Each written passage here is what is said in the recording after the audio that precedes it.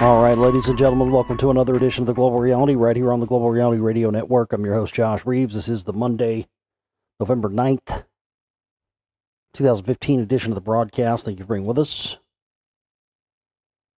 We've got some very interesting things to discuss with you here on the show tonight, so I'm excited to jump right in that and get into that here straight away with you tonight. So thank you very much for being here with us on this Monday edition of the broadcast. Back in the saddle, rolling with you this week. Last week we had,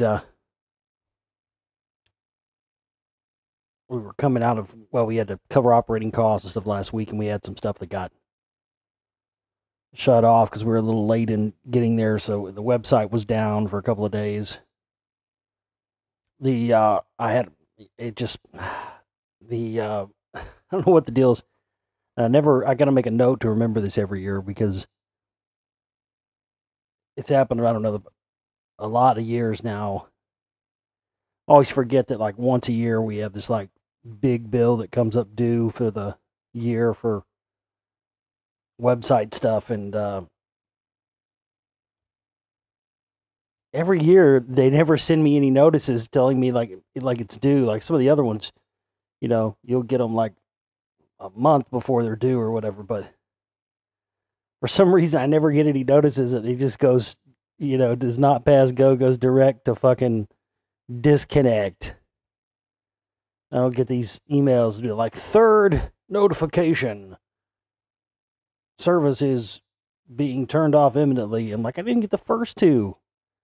You know, I never even got any warning about this. I never even knew this was coming up due, so we had that to contend with. And also, there was not a lot of material last week, show-worthy material, as it were. On top of, you know, we were trying to get all the operating costs covered, and we finally did do that. Whew. So thanks to everybody out there who contributed. Those of you who didn't contribute, well, you can contribute now. That would help us out here at the beginning of the month, because it's low pickings after getting everything covered. But I'm glad we did get everything covered. And again, thanks to everybody who did contribute. If you didn't contribute, hey, go to my website and do so now. We still need your help now just to be able to, you know, keep continuing going. And I'm working on my ass off to finish the spellcasters, but it's frustrating work, not the work itself. It's just frustrating because I'm sitting here, I'm getting closer and closer to getting this thing done, but I'm also at the same time, you know, looking at this going, well, a bully for me when it's done, like, you know, I have no budget to even put it out with when it is done, you know, so yeah, it's very difficult. But we've got, we do have a fundraiser going on for that. You can check it out at our Global Reality Facebook page. So that's really been the kicker of the thing to me. So I may have to just do, I don't know, do it totally DIY this go around. I've been, you know, producing pretty nice looking DVDs and packaging and stuff, but man, I mean, I think I may have to go all the way DIY. We'd be talking about, you know, burn DVDs and Blu-rays and stuff on this round. We'll see what happens.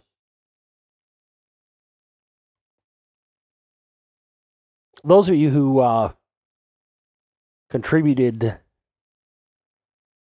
$100 or more and to our fundraiser last month or this month, please email me and let me know what email address you would like me to use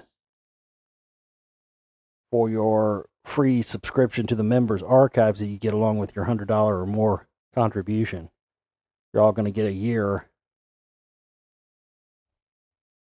membership to our archives. So, but oftentimes I don't have emails from all of you, and sometimes, you know, PayPal emails not always what you want to use for sign in or whatever. So if you qualify for that, email me with the email address you would like me to use to sign you up with, and I'll get you all signed up and have that sent over with your username will be whatever email you choose to use, and then I'll pick a password for you, and then you can change it to whatever you want after that.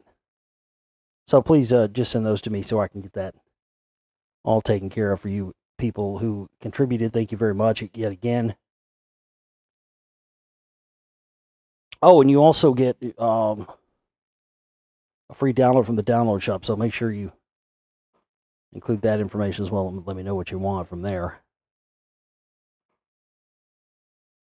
TheGlobalReality.com, excuse me, TheGlobalReality.com is my website. You'll find all things up there pertaining to my work. You can pre-order the new film, The Spellcasters, which I'm currently working I've been working for a long time to try and complete. You know, I found a long time ago that if I try and rush a film, I always end up regretting it.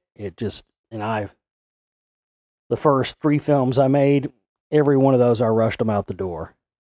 And also, you know, those earlier films too, we were not using as, you know, good a technology as we have now. The technology's gotten much better. Just in the 8 years since I've been making films, the technology is exponentiated beyond anything I could have imagined when I first started making films. I didn't think we'd be at this high resolutions, you know, in terms of video production and audio production. I mean, I'm recording audio now that's, you know, we're talking, you know, was it 192,000 kilohertz, 24-bit, and then, you know, 4K video and stuff like that. It's insane. It's progressed quite a bit. But I found that if I rush a work out the door, I always end up regretting it. So with Secret Right Volume 1, no, I'm sorry, the Lost Secrets of Ancient America Volume 1, I decided, you know, I just would take my time, get it right, even if it didn't come out when I wanted to come out. And it was the right choice. You know, it was definitely the right choice. And that's kind of a feel about this newest film, The Spellcasters. This, you know, it's insane. I originally decided, had this film on the back burner for quite some time. And a strange series of events just happened this year where right as I decided that I was going to do this Spellcasters film, because a lot of people wanted me to do it, and I talked about doing this series for a great many years, and a lot of people really want this, so I thought it would be a nice stopgap between the other, you know, Rockwall projects and Lost Secrets of Ancient America projects. And so right about the time when I was getting ready to start doing this, I started to notice that all of a sudden there was Scientology stories. A lot of stuff, you know, exposing Scientology was being talked about. All of a sudden it's becoming almost like a talking point. All of a sudden. And I really felt like, God, I mean, it's every fucking time. Every time I get onto a topic, man, it's like they jump and start putting resources towards something to try and counter me. And it's been this way since the very beginning. My very first film. I told you that story about when I sent Alex Jones that clip of Paul Wolfowitz talking to the graduating class of West Point in June of 2001, shortly before 9/11, telling them that they needed to get used to the best and the brightest of the military, who were just then graduating, and would be going into military service just shortly before the events of 9/11. And he's telling them, you know, you have to be ready for Pearl Harbor type events that are going to happen, and no matter how much intelligence we have or whatever else, there won't be anything we can do to stop it. So since you guys are the best and the brightest in the military, you need to get prepared for that happening, because it's going to be coming down the road. And I was naive back then, and I thought everything was kosher, and everybody was, you know, oh, this is the movement, man. I believe in the cause, man. Yeah, man, I just want to get out there and kick some New World Order ass, man, you know? Yeah, I don't give a fuck about anything else, man. I just want to get out here and stick it to these guys, you know? Let's take it to the man. Fuck the man, you know? Let's get out here and make a difference, man. Let's do this shit. Yeah. I didn't really talk like that, but you know, one of those, you know what I mean? That sort of mentality. That's kind of where I was at.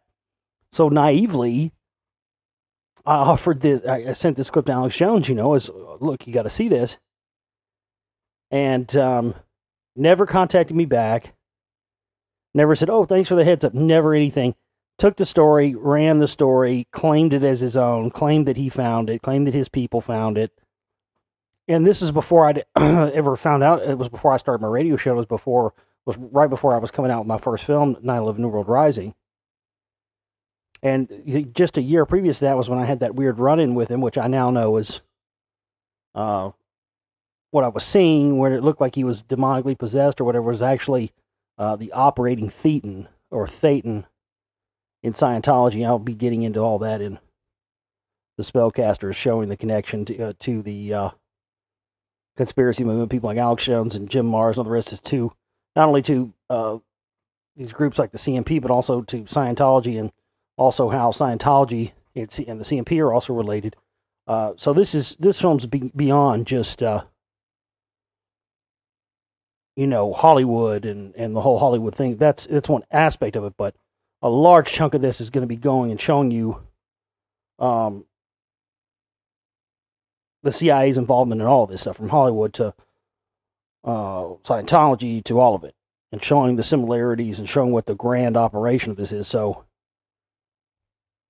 if you thought you might not be very interested in a film because you thought you already knew everything about Hollywood or whatever, this I promise you, this film is beyond that. It's so don't let the title and the perceived, or what you might perceive the content of this film to be, because I promise you, it's beyond that. But you know, you don't want to come right out and, at least I don't. I'm not going to come right out and say this is, you know, what am I going to call the film? Fuck Scientology. I mean, I don't get their attention. Fuck Scientology right in their dirty shitholes by Josh Reeves.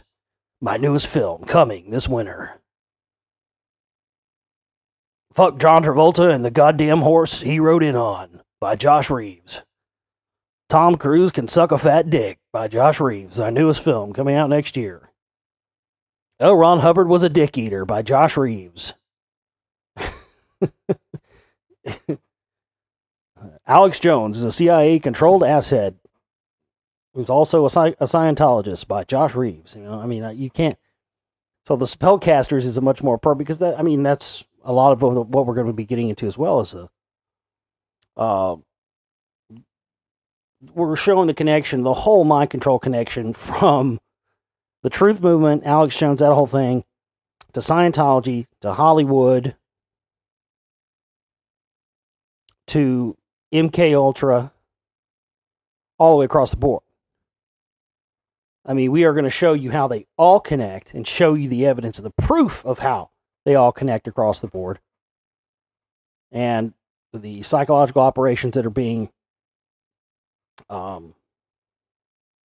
lobbied at the people,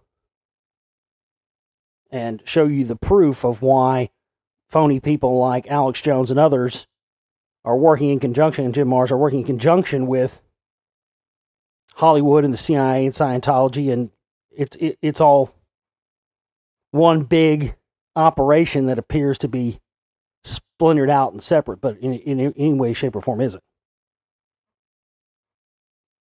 It's fascinating fucking stuff, man. I mean, my most important work yet. So, you know, if you haven't contributed to this film, the creation of it, you should do so. And, you know, we're having a thing where you can get your name put in the film, certain donation amounts. You can go to our Facebook page, our Global Reality Facebook page again, and the should be pinned at the very top when you go there, the link to the where you can contribute to the Spellcasters Fund. I mean, it's really my most important work yet, because nobody's done what I've done to show how these wide, you know, seemingly unrelated things like Scientology, Hollywood, conspiracy truth movement type stuff, are all connected along with, the suspicious deaths and all the psychological operations that Hollywood now mirrors, because again, they're part of the of this mass mind control system. Anyway, so that happened to me in my first film. Felt like, here's somebody as they're trying to beat me to the jump on this big thing, And then my second film, The Secret Right, Volume 1, we didn't have anything really around that time really happen until after the film came out, because one of the things that I mentioned in that film is that during the research for the film, we really did. We scoured through news archives and stuff that we got footage from and licensed footage from. And we looked through every sort of available media outlet, went to, libraries, scanned through microfiche, and we looked high and low looking for any mention of this Council for National Policy in the media. And there really wasn't, and didn't really start to be until right around the time when I started working on the film, the Secret Right Volume 1. And one of the things I say specifically in that film is that we had, we'd found no mention of this in the media, but in the, I guess it was probably a year and a half, something like that, a year and a half time between that film, when that film came out. And I sent that film out to all of the liberal media, like MSNBC and CNN and just all of them. I sent copies of that film out to all of them because I knew what was going to happen. I was like, watch, this is going to prove my point exactly. This will show you these clowns are all, two different sides of the same coin. Because if the liberal left media is what they say they are, and, they want to bring down the right at all costs, well, they should be all over, a film called The Secret Right. I mean, we're exposing stuff in here they've never exposed. Do you think any one of those liberal news outlets even contacted me back? Absolutely fucking not. But I know they got it because very shortly after I sent out those copies of the film, and you can see this at the very beginning of the Secret Right Volume 2, they had Keith Olbermann on the Keith Olbermann Show do a whole thing where he talked about the CMP and even mentioned a couple of people in that clip as members that I had personally, and didn't find out that had never found as members. I'm sitting there going, well, how did they know these people? It was almost when you watch this clip, it was like they heard me. They watched that film and they realized, oh, this guy's right. We've never mentioned this group before. Well, we need to fix that. We need to prove them wrong. So and they did it. And that was the first time they'd ever had any television show or any news show ever mention the Council for National Policy on air. And you better believe that was a direct response to my film because I sent it to Obermann's network at the time. I guess he was on MSNBC or whatever then. I don't know if he still is. I don't keep up with those clowns anymore, but I think he left there and went to somewhere else, didn't he? I don't know. He does sports broadcasting too. He's a clown. Another paid shill. Bought and paid for ass clown. But that's a fascinating clip. I mean, I shit in my fucking pants, dude, when that first came on air and I could not believe it.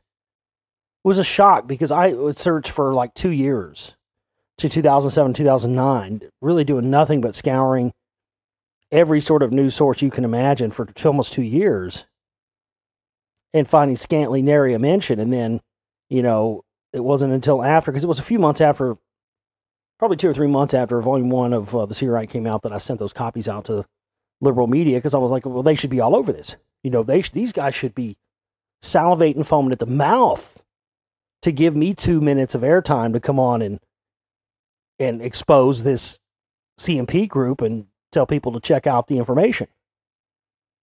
And not one of them did it, of course, because if you really start getting into the information and researching it and looking at the fact that the Fabian socialists, the Fabian societies out of England, they all control all of the think tanks, from the CFR to the CMP,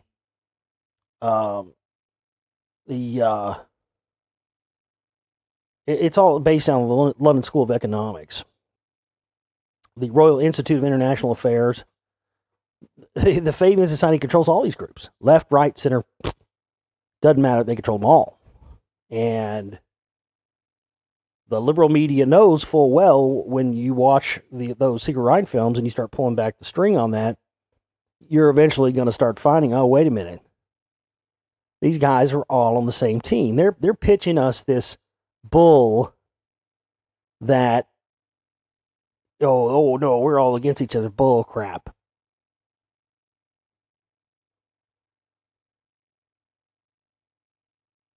And so I was really shocked at that. And then, of course, with the Law Secrets films,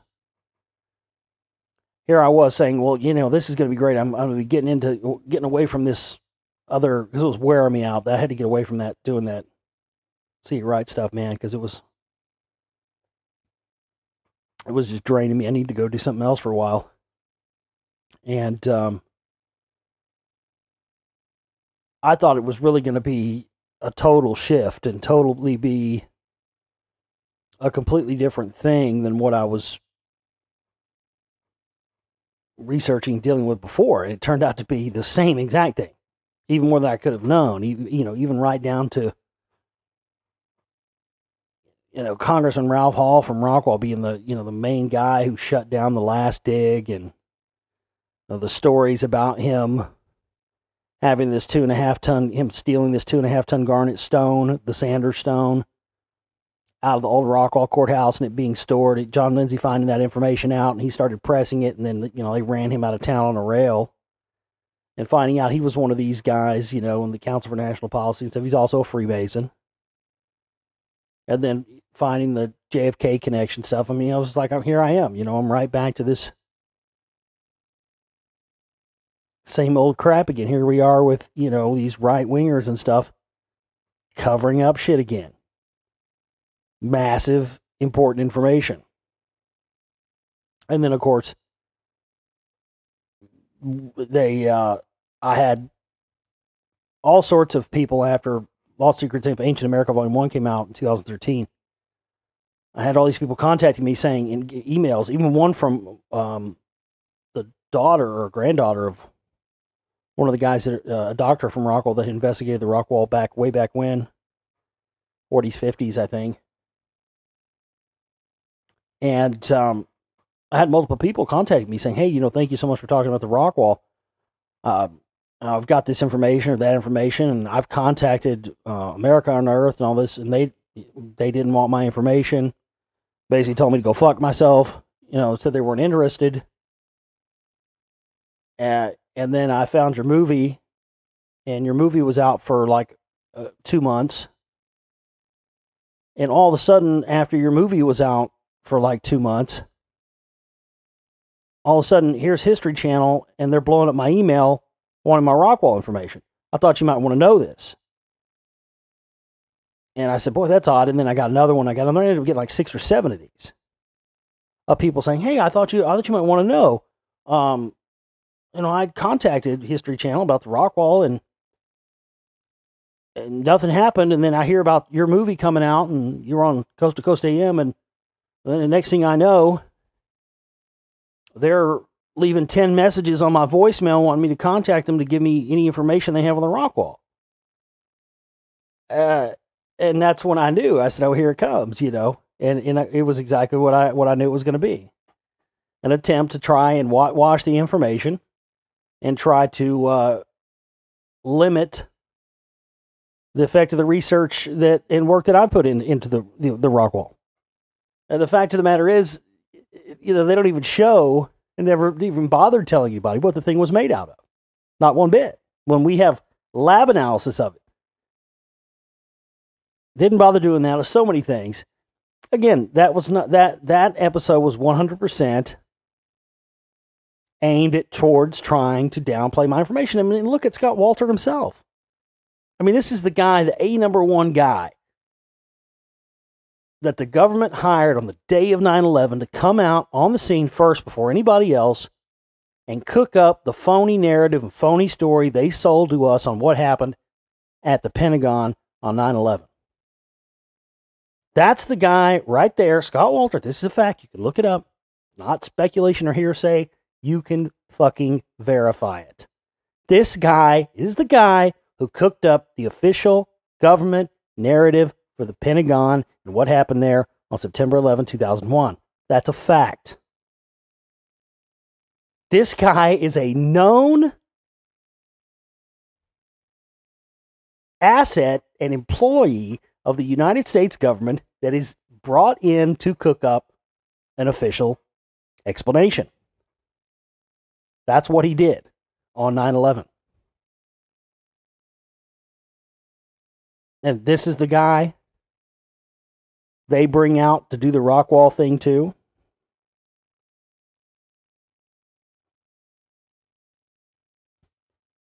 So, of course, I should have expected that as soon as I started, putting together a real expose on the use of black magic by the CIA and the OSS, and this combining of Aleister Crowley black magic in with MK Ultra mind control techniques, and then using Hollywood and Scientology as a vehicle for those things. And now the so-called conspiracy and truth movement with Alex Jones, Jim Marrs, and others.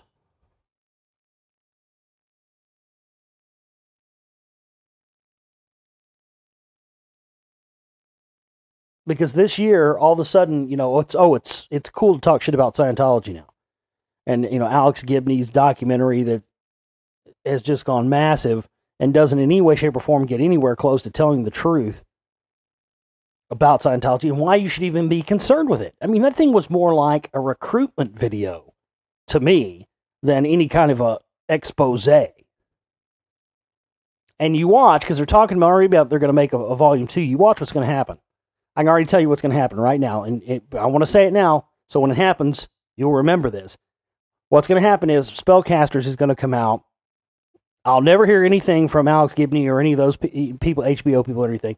They'll get a copy of my film, and you watch when that second Going Clear comes out, there'll be a bunch of cherry-picked stuff out of my Spellcasters film that they'll switch around and shit talk a little bit and kind of give you, mess the context up so you don't really know how it really relates and plays in. But you watch. I'll put money on it. I'm just going to say it right now so you'll remember it. You mark my words. When that Going Clear 2 comes out, there will be stuff in there you will be able to tell that they picked directly out of my film, because that's what they do now.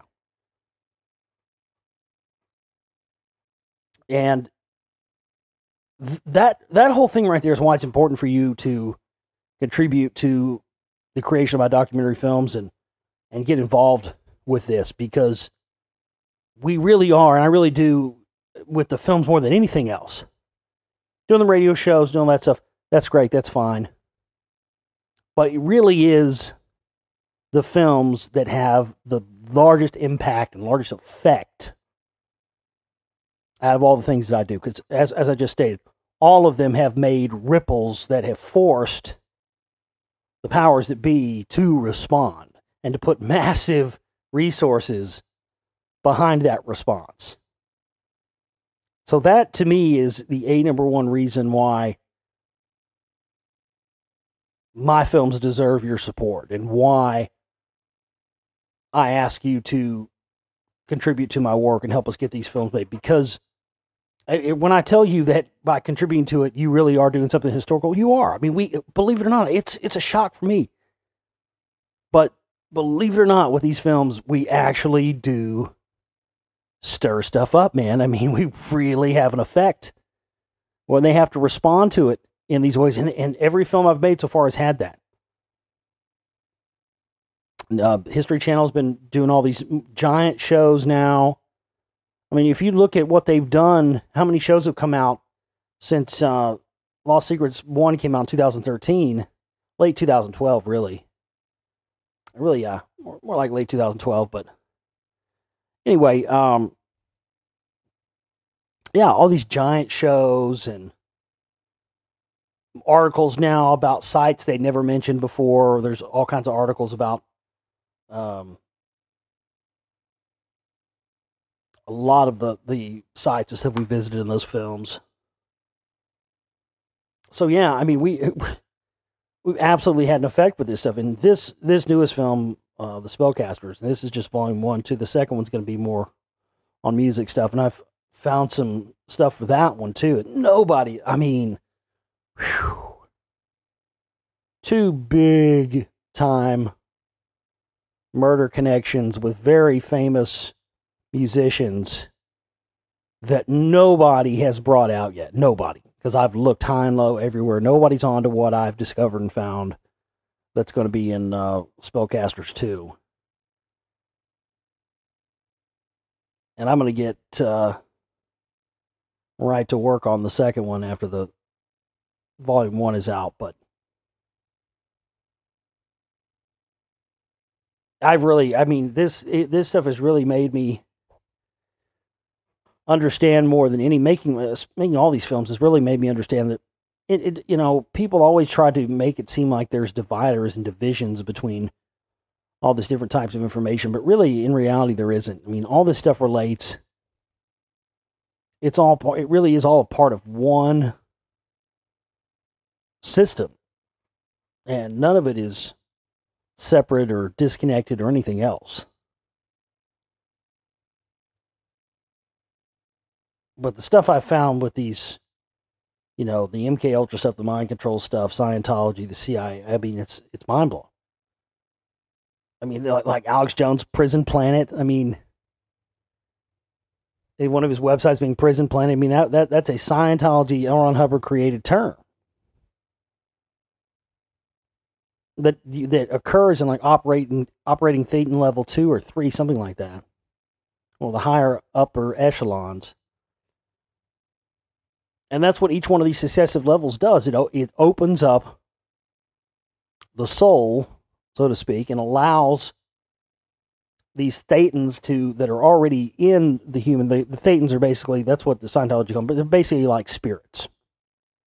And that's what it is. It comes from the old Aleister Crowley stuff that L. Ron Hubbard acquired when he was a operator for the OSS, which was the precursor to the CIA. It was before it was the CIA, it was the OSS, and L. Ron Hubbard was a member of that. And he was charged with going over to England and infiltrating the Crowley groups like the OTO and getting their techniques and bringing them back for use in the early days of the MK Ultra mind control stuff. And in fact, we'll show this in the film, you'll see how the early MK Ultra documents and manuals match in almost every case word for word, ladies and gentlemen, the same exact wording in the first Scientology manuals and for the OT levels. I mean, Crowley didn't even bother, I mean, not Crowley, L. Ron Hubbard didn't even bother changing the words. He just like copied it verbatim from the MK Ultra manual. And you're going to see this, folks. This is not, it's not speculation. This is fact.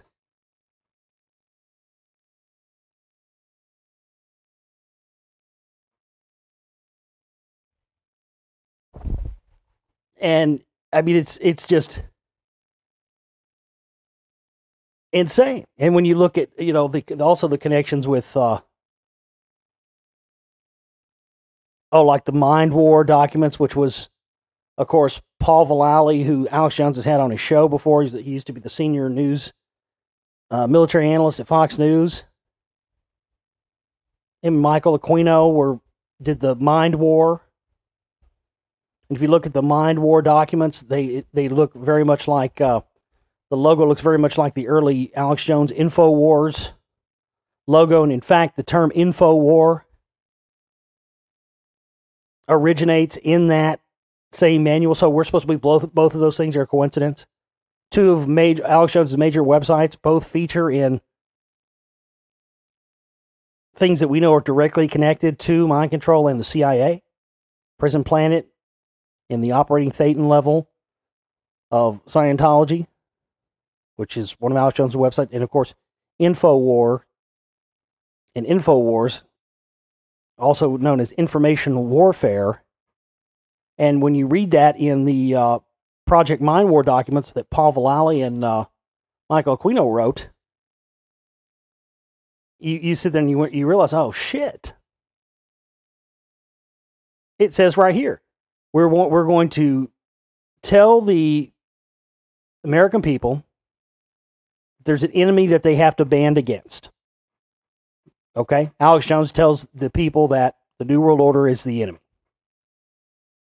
and we will make the people believe that if they unite together as a common cause, they can defeat this enemy. Alex Jones tells people, hey, just get in the info war and we'll take on the New World Order.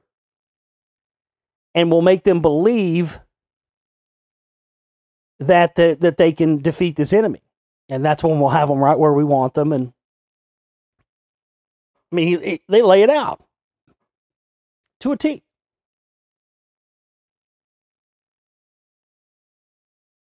And, that was connected to all that stuff that was in the Men Who Stare at Goats and all that.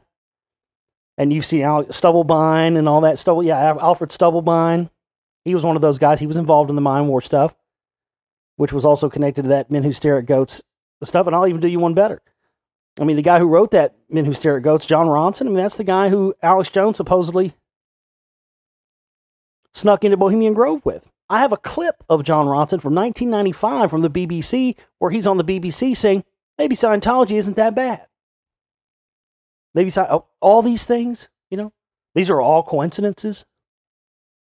Not for a goddamn second. Anyway, I've said too much. All that stuff's going to be in Spellcaster. I mean, I've got this dead to rights, folks.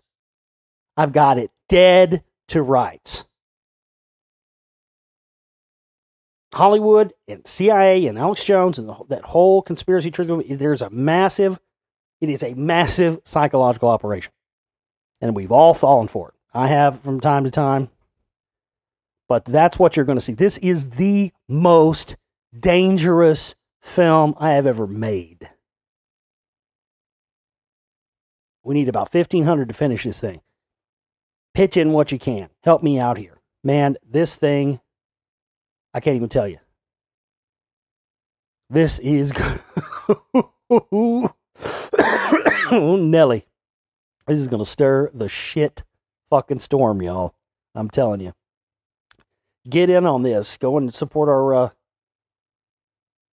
fundraiser we're having for this at the Facebook. I tell you what, as I said on the Facebook, those of you that we've got perks and stuff there where you can get your name in the film. And feel free, if you want to contribute, you don't want your actual name in it because of the content, hey, that's fine. Just contribute. That's all I care about. I'll put whatever fake name you want in there. You can be fucking, Johnny Wad for all I care, or fucking, Two Twat Sally or whatever. I don't give a fuck. You can make you can make it whatever name you want, but don't let that deter you. Man, oh man, oh man. I've just been, I had to, when you work on a film, it becomes obsessive and becomes everything that is in your head at the moment. And I've had all that in my head because I've been working on this so long, and I've kind of been holding back, and now it's getting closer and closer to being done. And man, it's just stuff I just had to tell you. It's just really, folks, this film is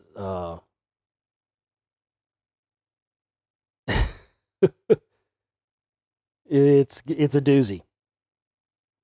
But this has got to be a film that just doesn't get put out there and watched or whatever. We've got to make this film by hook or by crook go extremely viral and get the attention of people because, yeah, a lot of people are waking up to the fact that Scientology is bad, but haven't we known that for a long time? Why is it really bad? Because they're weird? I mean, they don't really give you... Why? Because, the stuff they talk about in the Alex Gibney documentary, it's milquetoast stuff, man. The real fact of the matter is that the reason Scientology has gotten away with what they've gotten away with and the reason that they've never been shut down is because they are a fully licensed extension of the Central Intelligence Agency, and they have been since day one.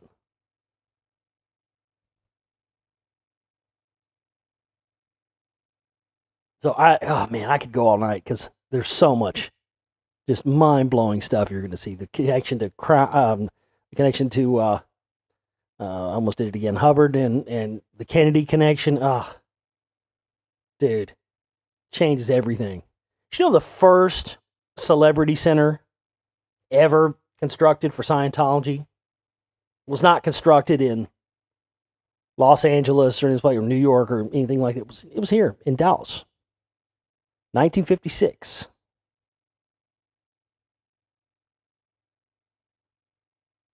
Just a few years before the Kennedy assassination.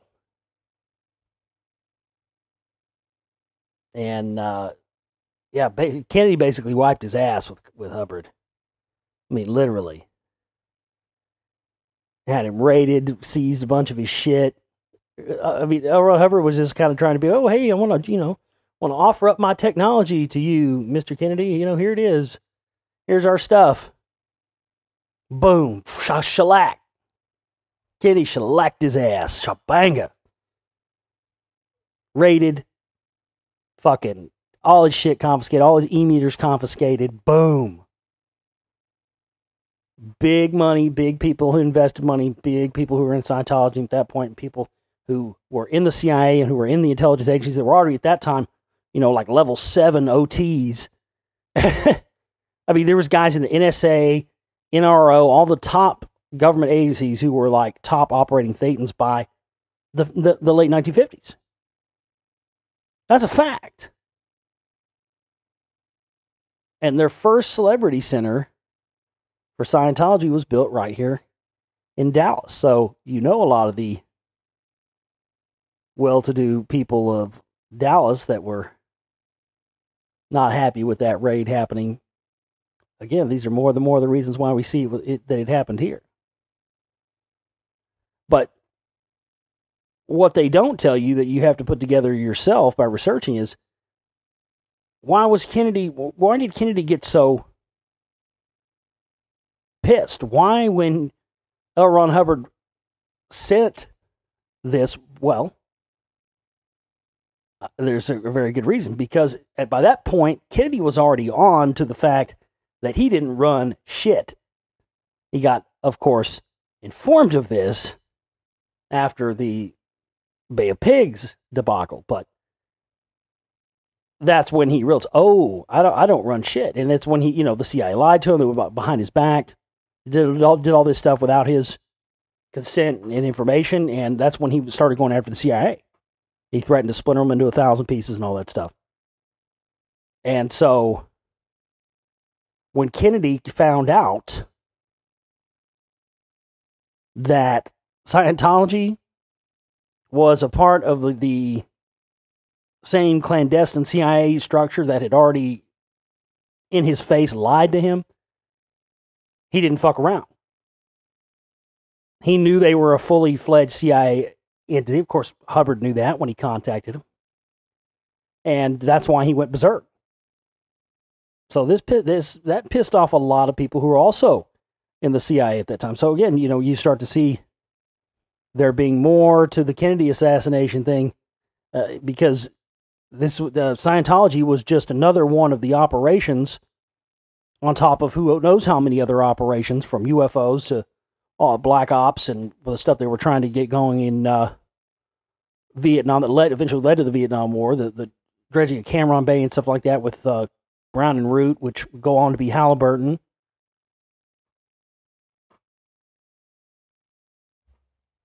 all these connections and all these things at the end of the day always go directly back to the CIA. It's fascinating stuff. All right. Let's get into the news here. On Saturday night, I started to see a lot of photos and whatnot coming around social media about an alleged UFO being spotted off the coast of California, San Diego, San Francisco, all these reports. And immediately, as soon as I saw that thing, as soon as I saw the pictures, I immediately knew what it was. And I immediately knew, as soon as I looked at it, even though at that point nobody had really confirmed what it was yet, I knew immediately from looking at it that it was a missile test. Now, how I knew it was a missile test is the interesting part. I was going to tell you guys this story last week, and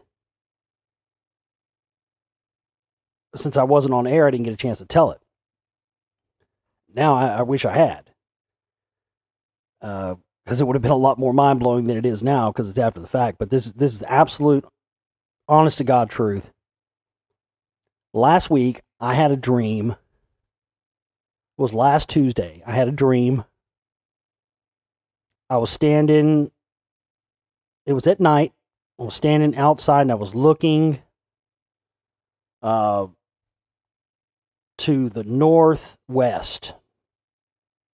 northwesterly direction. It was at night. I remember my sister being there. It was like in a parking lot, and there was, in the distance, you could see it looked exactly like the pictures of that supposed UFO that was actually a Triton nuclear missile test that happened on Saturday, and then it happened again. There was another one tonight, Monday night. Actually, I take that back. There was one Saturday, it was at night. There was another one Monday, today, during the day. So it wasn't seen the same way. I saw a certain disinfo radio host, who shall remain nameless. I was on their show last year, though. Put out a thing, and it had a picture of the Norway spiral and a picture of another missile test that looked just like the most recent one, and then a picture of a Triton missile being launched from a launcher, and then it said, you know, we're supposed to believe these are all the same thing or whatever. And obviously the Norway spiral was not that, even though they said it was a ballistic missile test. Obviously anybody with two fucking brain cells to rub together could tell that wasn't that.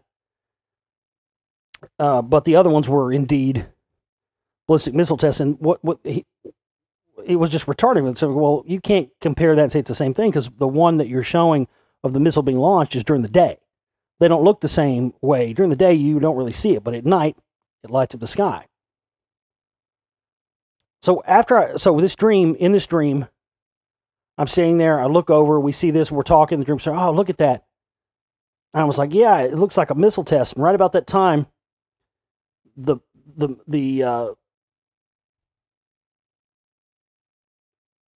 thing that looked like the UFO, the missile test thing, it starts getting closer to us. And all of a sudden, there's this bright white flash, and I turn my head away to the right, and there's a guy standing next to me. I don't know who this guy is. And he puts his hands up in front of his face like he's blocking the bright light, and then I see this rainbow-like grid form across everything I'm looking at, and then I woke up. And when I woke up, I went, holy shit. That was a fucking, that was, you know, a nuclear death dream. I mean, I died in a nuclear explosion. Everybody was saying in the dream, look at that, that's UFOs. And I was like, no, that's not UFOs. Because if you look into this, that's exactly, folks, what I witnessed in that dream and what those people, everybody witnessed Saturday night. If we were to get hit by a nuclear missile launch, that's what you would see. You would see exactly what everybody saw the other night prior to the impact and the explosions and everything happening. And that's what they were testing. It was Triton. Dude, those Tritons are fucking Ridiculous. It's a ridiculous weapon of war. Those things fucking it hit Russia in like 25 minutes, right? They go into low Earth orbit, and then they spray out like, I don't know, 8 or 10 or however many more warheads from there. They're fucking deadly. And I saw all these hippie dippy people on fucking Facebook. Oh, I saw the UFO tonight. Oh, it was beautiful blue Palladian energy light radiating like angels. I'm like, fucking, only angels you're seeing radiate from that motherfucker is an angel of death, bitch. Seriously, that ain't Palladian fucking blue energy loving healing light, you hippie dippy new age motherfuckers. That's a test of a fucking weapon system. Now, the only reason they would be testing those things like that is because there is an apparent need for them to use them very soon. And I've been saying it for quite some time, the continued ramp up towards a staged alien war, it continues to happen. Because they were, the press and the media was pushing that this thing was a UFO straight out of the gates. I mean, they were really, really pushing the agenda of this. And we've had several other events happen this week right at the same time as this around the world. We'll get into all those here. But I kid you not, I had that dream, and after I woke up from that dream, I said, where have I was thinking about what that looked like. I said, where have I seen that before? I've seen that somewhere before in some other research. So I started doing a Google search, and I went to Google Images, and I typed in, this is when I had the dream last Tuesday, I typed in UFO missile test into Google Images. You can do that if you want to. And I was just blown away. As soon as it came by, I said, that's it. That's what I saw in the dream. You know, and in this dream, people were saying, oh, it's a UFO, it's a UFO. And then boom, big bright light, game over. And, well, for that to happen just a few days later in real life, it was a fucking noodle twister for me. I still don't know what to think about it. Because last time I had, I don't ever have, I know it's probably, you know, contrary to popular belief, I don't constantly have apocalyptic dreams just because I research this stuff. I know that's probably a misconception. People probably think that, you know, but I really don't. And the last time I had any apocalyptic dreams at all, this is honest God truth. Last time I had one at all that was as realistic as that one, when I woke up from the dream, I wiped the sleep from my eyes just in time for my friend to say, holy shit. And right as soon as he says that, and I wipe the sleep out of my eyes, I see an airplane go boom into a building on TV. So I was sleeping on a couch at my friend's house, and the TV was right by the couch, of course, you know, in the living room. So right as I'm wiping the sleep out of my eyes, the first thing I see after having this apocalyptic dream, it wasn't the same one. The one I had back then, right before 9/11, was like mecha warrior stuff. There was all this fighting going on, and then I see this hangar and this huge, like, you know, like the old anime, like the mecha warriors, the big, you know, machine suits with the guns on them, with the human sits inside and pilots. It was that kind of thing, and this thing like came towards me, and I woke up, and when I woke up, boom, airplane hits building. So that was my first thing when I had this dream on Tuesday. Was I felt like it was a premonition of something. It made me worried, you know. So you start thinking, wow.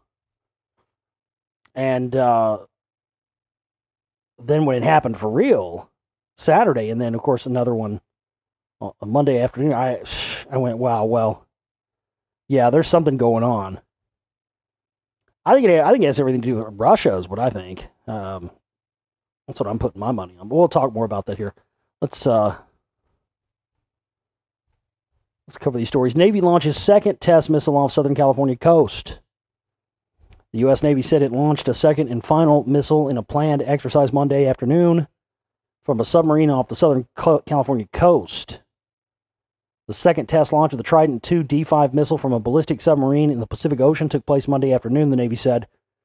The blast off took place to far less fanfare than Saturday night's launch, which provoked residents from San Francisco to Mexico to take to social media, posting photos of an eerie-looking bluish-green plume smeared over the Pacific.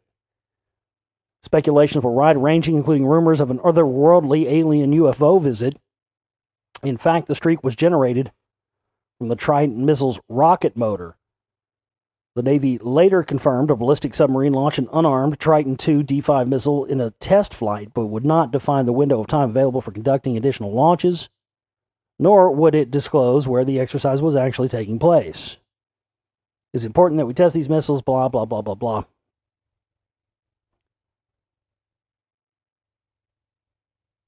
And, again,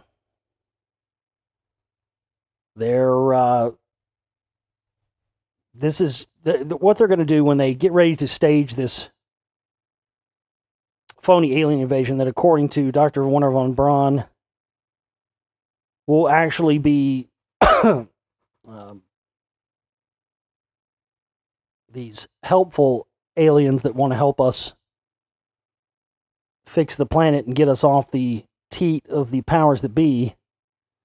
We'd actually be lied to and told that they were here to invade us. Then we would exhaust all of our nuclear weapons against them, and then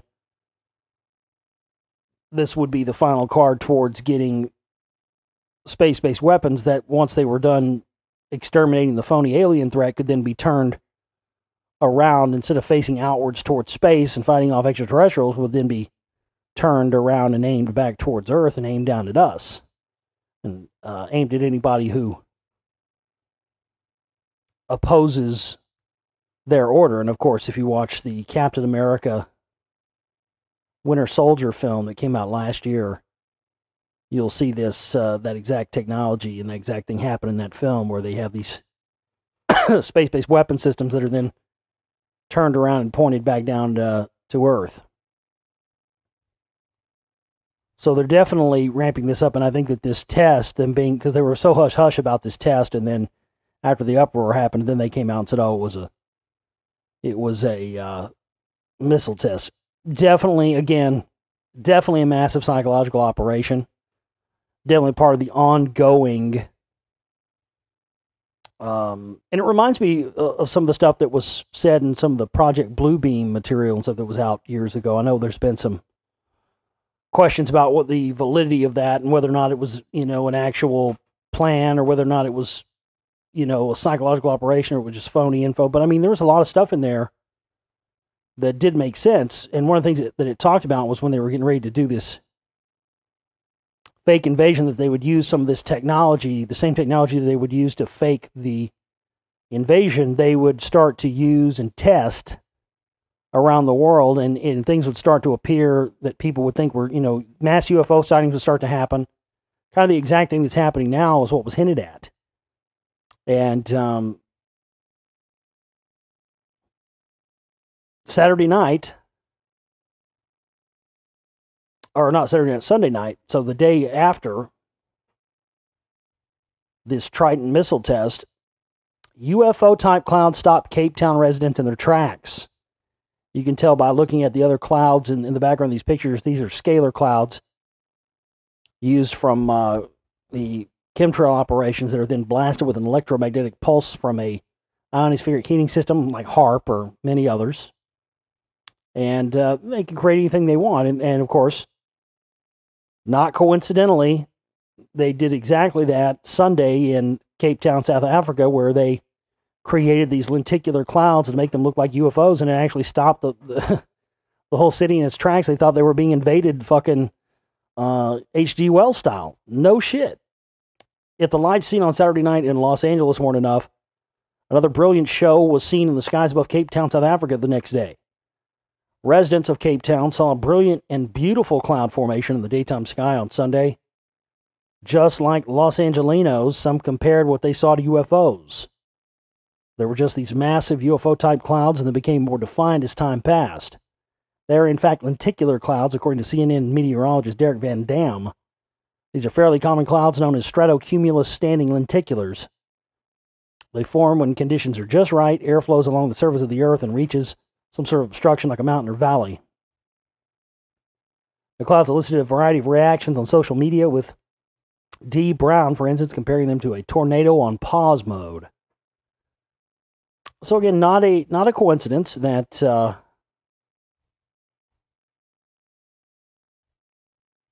that this happened at that exact same time. Not at all a coincidence.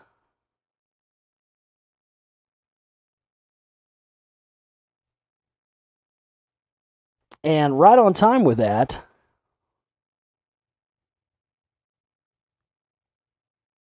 it's being weird now.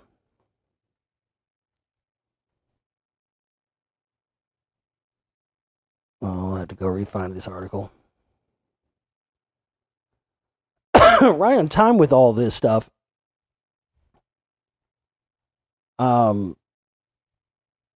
It was dead when I found it, but what is it? Body of slimy pink creature found in California woman's backyard leads to frenzied speculation that she has found an alien. Looks like some kind of fucking, like a mutated chicken octopus or something. Man, it's fucking crazy. Pictures of a slimy pink and half-developed creature said to have been found in a woman's backyard have caused a frenzy of speculation about its origin. The photograph appears to have first surfaced on Facebook before it was reposted on Reddit, where users began a long discussion of exactly what it is. Labeled an alien or face hugger or simply a partially developed animal fetus, internet users have spent the past few days feverishly questioning what it could be. Gianna Paponas from California posted images of the creature, stating, "I wasn't going to just post this, but I can't stop trying to figure out what the fuck this thing is. I heard someone scream at like 11:30 last night and went out my side yard and found this thing. It was dead when I found it. Share with your friends." Oh, it does kind of look, it does have like a face to it. Ooh, that's creepy. I was just seeing the bottom of it. That is fucking weird, man. It looks like some kind of, it's got a face. Kind of does have a human looking, that's fucking weird. What the fuck is that? It looks like a genetic reject. One Reddit user wrote it was clearly an alien, while another said it was definitely a face hugger. The name of the creature from the Ridley Scott alien films known for latching onto victims' faces. User Lolly Mac simply wrote, "I don't know what the fuck that is. If your friend is brave enough to remove it from their property, remind them to salt the ground afterwards. Nothing good can ever happen there now." That's hilarious. However, many other users offered more considered responses, posting a photograph of a fully intact deer fetus. For comparison, one wrote, "It's half of a deer fetus which has been chewed on by scavengers or predators." For reference, here is what an intact deer fetus looks like. Imagine if you cut the back end and part of its nose off. Another explained, hoofed animals can freak out and drop a fetus, amniotic sac and all, when scared. Maybe it was a stillbirth. Either way, dinner is on Mother Nature tonight. Ugh. Well, the whole point of it is they're giving it airtime. They're giving it media time. They're splashing it across the headlines that some mom found an alien fetus in her back. Doesn't matter if it turns out to be a deer or anything else. That's not the point. The whole point, the whole thing is here is that, again, after spending, 50, 60 years, 100 years telling us UFOs aren't real and aliens don't exist, now all of a sudden they've changed policy. Now they're going out of their way to try and get us to believe they exist. And more people do than ever. So it's working. But it's not really so much that more people believe it more than ever. It's that more people are less afraid to say they believe in it than they used to, because the climate has been changed to where it's seemingly more acceptable, because you have shows like Ancient Aliens and all that disinfo horse shit. More Americans than ever use prescription drugs. Yeah, no shit, Sherlock. I did not just talk about that recently. I'm not going to cover that. Study may have found evidence of alternate and parallel universes. And that's great. That's just fantastic. But again, there's some people out there that don't need proof. We already know this and have known this for quite some time. But it's funny, man. I mean, we're in the future. The future is now, and there's going to be more and more things that were yesterday's science fiction today to become today's accepted fact, and just be ready for it. Prepare to have your mind blown. Come on. An astrophysicist says he may have found evidence of alternate or parallel universes by looking back in time to just after the Big Bang more than 13 billion years ago. While mapping the so-called cosmic microwave background, which is the light left over from the early universe, scientist Ranga Ramchari found what he calls a mysterious glow. Chari, a researcher at the European Space Agency's Planck Space Telescope Data Center at Caltech, said the glow could be due to matter from a neighboring universe leaking into ours, according to New Scientist magazine. Our universe may simply be a region within an eternally inflating superregion, scientist Chari wrote in the recent study in the Astrophysical Journal. Many other regions beyond our observable universe would exist with each such region governed by a different set of physical parameters than the ones we have measured for our universe. Exactly.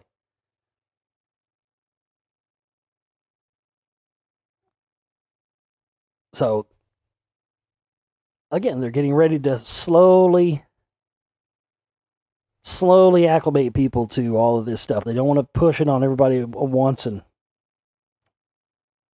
make people not be able to handle it. That's why they slowly acclimate the public to a lot of these things that some of us have known exist for a long period of time.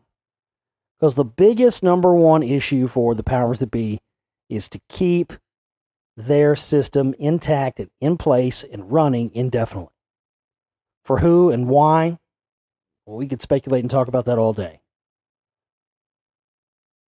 But that's why they didn't want to initially reveal the existence of extraterrestrials. They believed it would cause a total societal collapse. Religions would collapse and the rest of it. So they wanted to keep their system in place. Now they figured out and have had time and ability enough now to make that information work in favor for them. So this is why now they're allowing the phony disclosure stuff and the happenings and all this to come out, because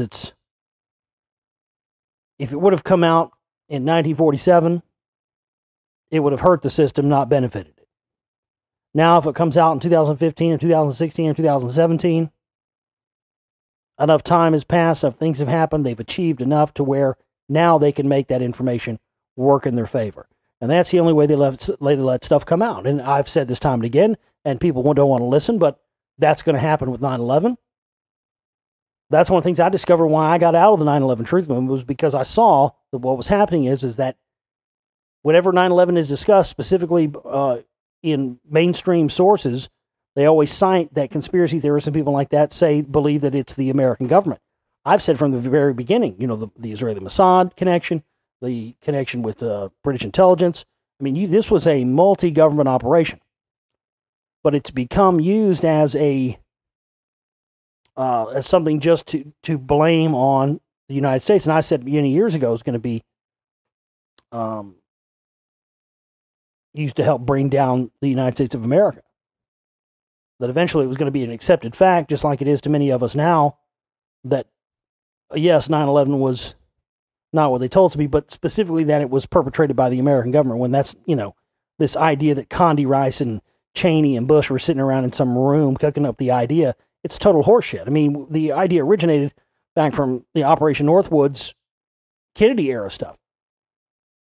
I mean, that got declassified in the early 2000s, where, they had a plan during the Kennedy era they wanted to fly hijacked airliners full of college kids into skyscrapers to blame on Cuba, so we could get the American people behind invading Cuba. Kennedy shot that shit down, bigger than shit. And then what did they do? They just recycled it and rehashed it on 9/11. They knew they weren't going to get anybody to stop them then. But of course, again, that's another truth that will come out. The 9/11 stuff will come out. When it benefits the establishment, all the stuff that's been confined to conspiracy theory for years will come out. When the Kennedy assassination can benefit the powers that be, all that information will come out. All of it. All the stuff will. That's why they resist it. They downplay it. They shit talk people like myself and others who put this information out for years and years and years until we bring it to a boiling point, and then they are forced into a situation where they basically have to figure out a way to make the facts of it coming out work in their favor. And that's what they're doing with all this stuff, from UFOs to aliens to no matter what issue it is. And you can bet your bottom dollar, no matter what truth comes out about these things, they will be benefiting from it in some way. And that's what you need to be looking at, figuring out how are they benefiting from this, because they wouldn't allow it to come out if they weren't. Period.